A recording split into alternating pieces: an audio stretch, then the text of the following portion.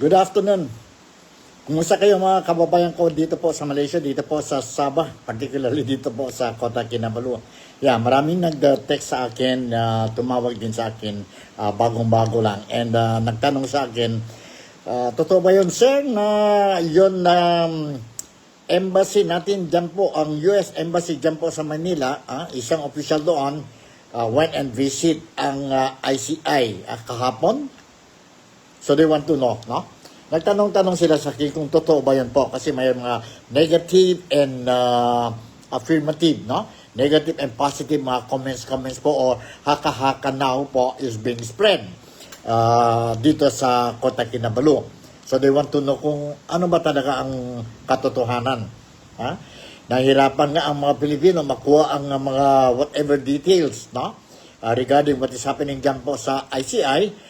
And all of a sudden, narinig na lang daw sila na ang US Embassy pumunta na sa ICI and we don't know what happened. We don't know what happened. Kaya nga sabi ko mabuti pa when I received these messages, sabi ko mabuti pa I try to check and whatever info mayroon ako po, I will pass it to you po. No? I'm immediately pass it to you para at least we can stop kung fake news pa ito, kung ano man, or we need some clarification, no? At least, nandito tayo agad-agad ang Nick Talk, the Real Talk with Nico. Huwag kayong mag-alala because what happened, totoo yan po, nagpunta ang isang opisyal dyan po sa Philippine Embassy or US Embassy natin sa Manila, bumisita siya po doon sa ICI. And normal lang yan po. He wants to know or they want to know ang United States of America.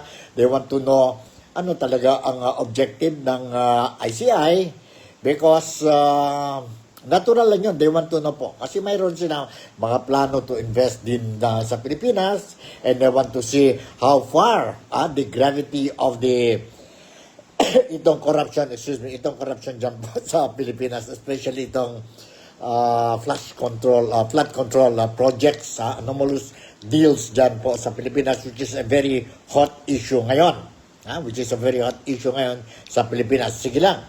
Anyway, eto na. Kung those who message me and call me up, they want to know or gusto ninyo malaman kung ano talaga, totoo ba itong news o hindi, nandito na po. I will read a portion of this news article po. Official na ito po, no? And after that, I will be sharing with you video clip din po, coming from no other than ang spokesperson din po sa ICI, si Attorney Brian Kit Hosaka. Hosaka. Para dis klaro, mas disente tayo. Okay, nandito po ang balita. US Embassy officials visit to ICI office raises questions po. And ngayon ito po at 1:13 na lumabas ang istorya dyan po sa online ng ABS-CBN. Legit national media ito po. Okay, nandito po. US Embassy officials visit to the Independent Commission for Infrastructure or ICI on Friday. Yesterday yan po, no? Has raised questions on who has access to the panel, which has been criticized for being stingy with details on its probe into corruption in government projects. So, it raised questions po when ang mga tao dyan po sa Pilipinas, they heard na itong US official from the US Embassy sa Manila bumisita dyan po sa ICI. Dahil po ang mga Filipinos mismo, they are claiming or we are saying na kami nga nahirapan makuha ng detalles dyan po sa ICI regarding itong scandal. And ngayon, binigyan ninyo po sa ICI agad-agad lang po. US Embassy Acting Deputy Chief Michael Kehiller visited the ICI office in Taguig with what ICI Executive Director Brian Hosaka described as an inquiry. Inquiry lang daw yan po. And it happened yesterday. We explained to him the mandate of the ICI based on the Executive Order 94, and at the same time, what we have done so far. Osaka said, it is as if the U.S. has authority over our internal affairs while Filipinos are being kept in the dark. Yun po ang reaction ng some of the Filipinos dyan po sa Pilipinas when they heard na pumunta itong U.S. Embassy personnel last Friday o kahapon dyan po sa ICI office. So wala naman problema siguro yun po, no? They just want to know kung ano, and then paano daw, kung makatulong daw ang US to what kind of assistance they can give to assist ICI on how to address ang corruption scandal sa Pilipinas. Sana lang po lahat in good faith lang po. But anyway, to cut the story short, ito na po, let me share with you itong sabihin natin video clip po na nakuha dyan po sa embassy yesterday. Let's watch and listen to this, and kayo nang bahala po. Again, I said, kayo nang bahala po to judge, assess, or anuman mga opinion ninyo. What I'm trying to do is just to share whatever I managed to gather. Officially ito po, hindi itong fake news, para at least maintindihan ang mga kababayan ko po dito sa Sabah. And kung may fake news ba ito or ano, everything will be cleared. Now, let's listen to this. Hold on, ha?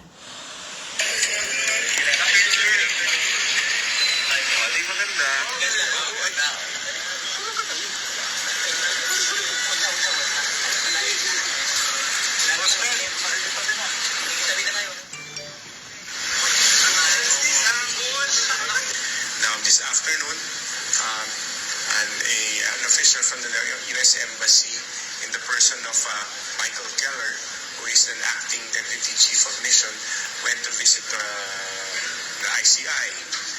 Why? Because the U.S. Embassy was basically asking basically what the task and the mandate of the ICI was and what we have been doing. So it was just more of an inquiry, and we explained to him the mandate of the ICI based on EO 94, and at the same time what we have done so far. So that is the activity that had happened here in the ICI. So if there's any questions, I could probably entertain a couple of them.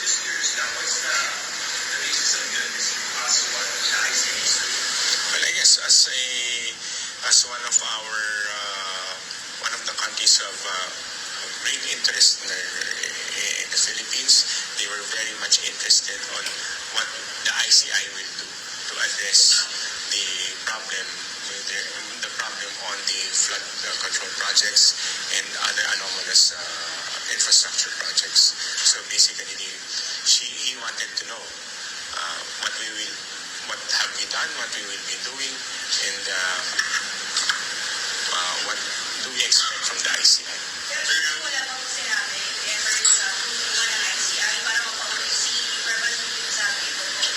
Wala namang ganun na pag-usapan. More of ang gusto nilang malaman, anong ginagawa. Ano bang getting to know? Ano bang ginagawa ng ICI? Bakit na itayo? Anong gagawin ninyo? Ano ang mga priorities ninyo? So they want to know. Pretty much like the public, because the public, they want to know kung ano ang authority at anong powers ng ICI. Wala pa naman silang, hindi naman umabot sa ganun na offering help. So, sir, unusual na they're interested in no, well, I believe anybody would be interested in any corruption issue, regardless of whether or not you're a Filipino or you're a foreigner, because there are partners, they have commercial interests, so naturally they would want to know what the ICI will be doing as far as these projects are concerned. Sir, Alright, yan po. Narinig natin po, no, kay attorney ba ito? Attorney Brian Kitt Hosaka. Natural lang yon. They went and visit and they just want to know what is happening. Explain to us anong mga objectives ng ICI, creation of ICI, ang Independent Commission for Infrastructure po. Because they are also concerned as what si Hosaka was saying is that mayroon din silang mga interest po because they are also considering or mayroon din silang mga investment dyan po sa Pilipinas. And anybody, any country po, no? When it comes to corruption po, they will be very concerned kung may mga interest sila or may mga investment sila sa particular country, kagaya din sa Pilipinas po, no? So, normal lang yan po. So, don't believe, no? Do not believe itong mga negative haka-haka, mga chismis po, no? Lumalabas na nag-interfere na talaga ang US at tungkol itong investigation natin dyan po sa flood control project. Sabi pa nga, ang isang caller ko po, sabi niya, sir, baka they are teaching ang ICI, members, on how to do the cover-up. Hindi yan totoo, no?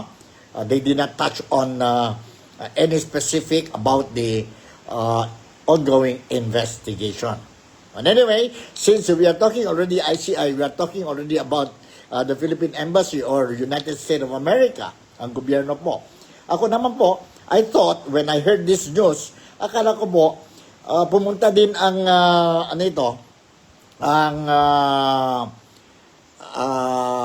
official ng US Embassy dyan po sa ICI, although malayo talaga, no, because this is not the right office, no. I thought they are going to inform na sa gobyerno natin that they will be extending helping hands po sa mga flood victims, sa mga earthquake victims natin po kasi mayroon na naman sa Surigao ba yun na experience naman tayo ng earthquake, no? Because we noticed before, doon po, every time may mga natural calamities, no? Natural calamities, ang mga foreign countries, especially ang US, no? We're talking about US because they, one of the reasons why they came to the Philippines and ang number ng EDSA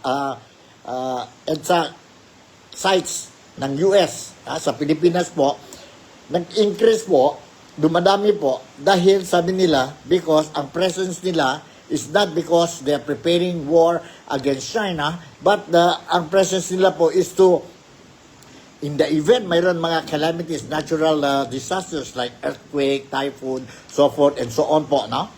Easily they can extend assistance.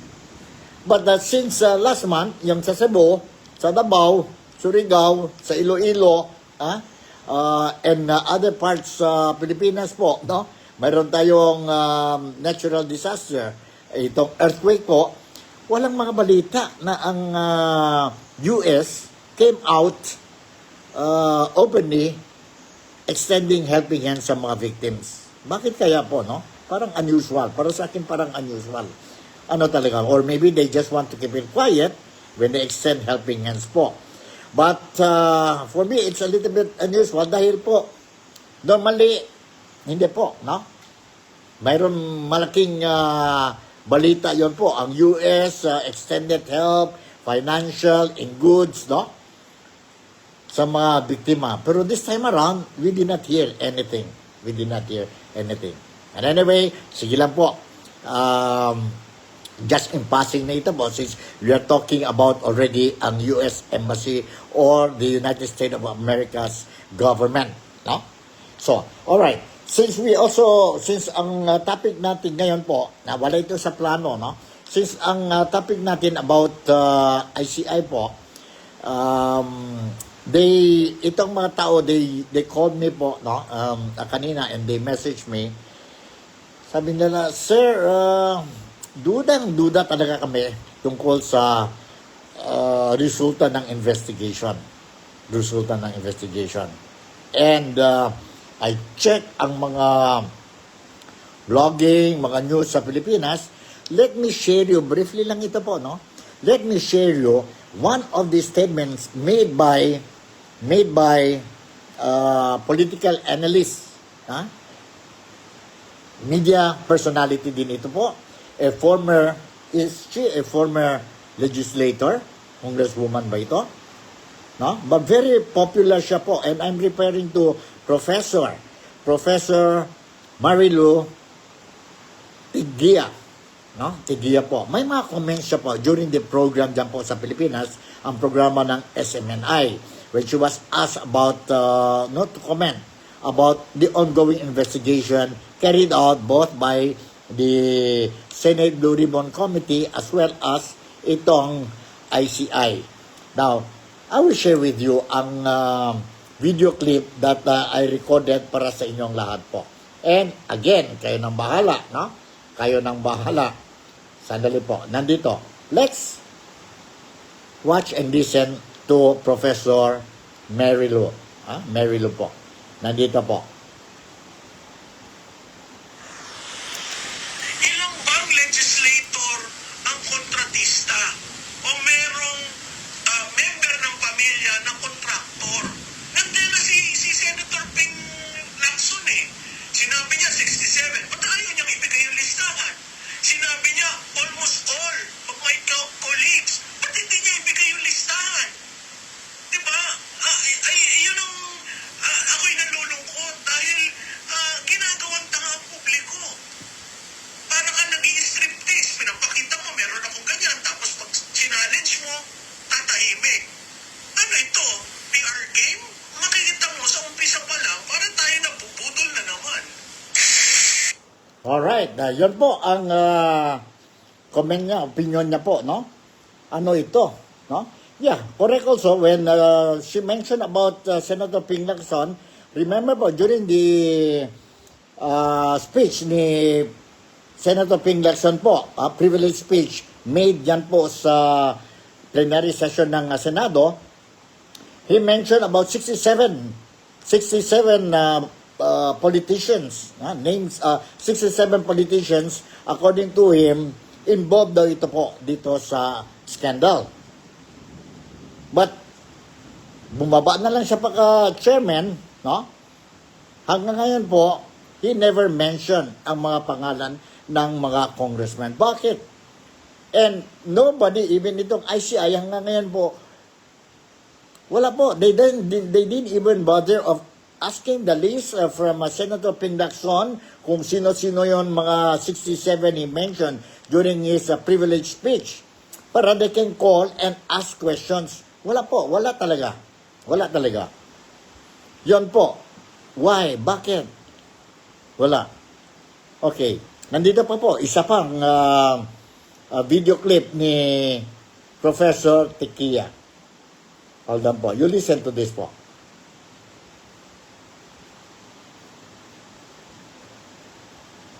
Yung latest call ni Congressman Toby Chanco na ilabas natin by district, by party list. Kasi may laman yung sinabi ni Congressman Chanco dun sa district na nagpa-park. Diba? Dalawang klase yun. Park at saka, ano yung nga yung isa? Letter S? Basta yung dalawa. Pag nag-park ng pondo, ibig sabihin nun, may graft and corruption na dun. Bakit hindi nila tignan yun? Ang daming sinabi ni Congressman Chanco, pero ang hinanap lang niya kasi si Saldico eh. Pero pag nakita mo saan pinapark ang pondo ng bayan, makikita mo ito yung circle ni Speaker Martin Romualdez. So, pag ganon, kailangan mo buksan if you want to be transparent with it. And being transparent is you can hold someone accountable because the process is transparent. Nothing is transparent now.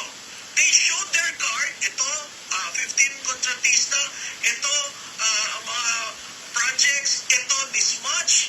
But sino ang nag-put together na almost 1.5 trillion? Hindi naman sila nagsabing almost 1.5 trillion ang nawawala eh. Diba? So, again, itong ating tinatahak sa ICI, I'm sorry to say, isang malaking pangbubutol ang ginagawa. Kasi process in trying to ferret the truth. But we're not getting it simply because there is no transparency. Actually, Correct. I totally agree. Walang transparency po. If you really want to get itong mga tao po, no? Mga tao involved talaga po, there must be transparency. It means you call these people, 15 contractors. Tawagin natin yung mga 15 contractors. And bakit 15 lang? 100%. You see from the 15, all that, not all the 15, they are investigating. Selective lang sila po. Ang Diskaya, ang itong si Madam Santos, itong, sino pa ito? Kunti lang sila po. Sana, walang selective. Lahat. Call them and listen to what they say. No? And from there, you can extract more details po, more evidences po. No? But what is happening now is, mention ang 17 congressmen. 17 congressmen dyan po sa Blue Ribbon Committee. I'm sure ang ICI, they know. They heard about this thing. But, tahimik ngayon ang ICI. Ano? Sino-sino itong mga... Of course, they have the list. Ang 17. In fact, we broadcast also po. Ang national media also revealed the names of these 17. But ang ICI, I don't know what is happening. Wala po. They're not calling these people. Po. So, anong ibig sabihin nito? Walang transparency. Kaya nga, you cannot blame kung ako, I'm supporting ang statement ni Professor Mary Lou when she said, kalokohan ito. No? Walang transparency. Nothing will happen dito sa ICI. Posible talaga po because nakikita natin po. This investigation is going nowhere. Going nowhere. Paano na po? Sayang ang oras natin, sayang ang pera natin, no? Selective lang. Okay, you talk about former Congressman Saldico. Alright. Pwede naman siguro po, no? Do something. Sabi na, mahirap daw to cancel ang passport ni former Congressman Saldico po.